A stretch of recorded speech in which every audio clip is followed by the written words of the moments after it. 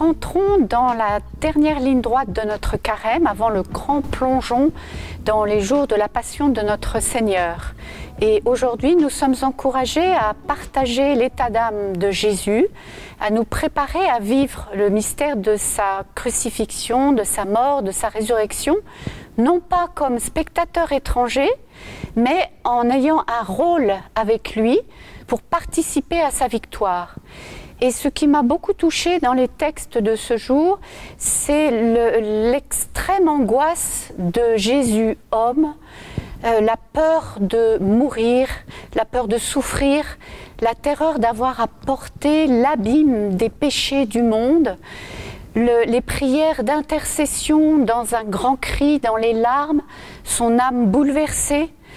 Mais pourtant, même si l'angoisse habite en lui, Jésus se réancre en Dieu, tourne son regard intérieur vers le Père, se décentre de lui-même et consent définitivement à sa vocation qui lui a été révélée par l'Esprit.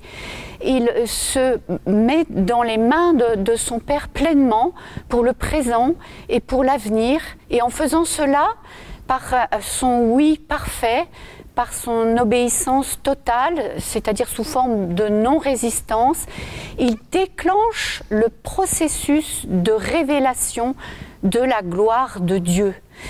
Et comment, en ces circonstances particulières, ne pas penser aussi aux grands malades qui vivent ce chemin d'abandon dans leur souffrance. Et je veux citer la mère d'une amie très gravement malade qui a été pleinement abandonnée au Seigneur.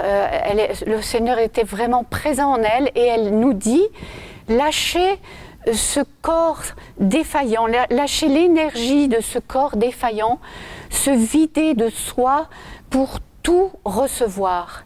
Alors, en communion avec Jésus, en communion avec les grands souffrants, nous pouvons reprendre le conseil du pape François. Espérer avec Jésus, c'est apprendre à voir dès maintenant la plante dans la graine, Pâques dans la croix, la vie dans la mort. Très bon dimanche à tous.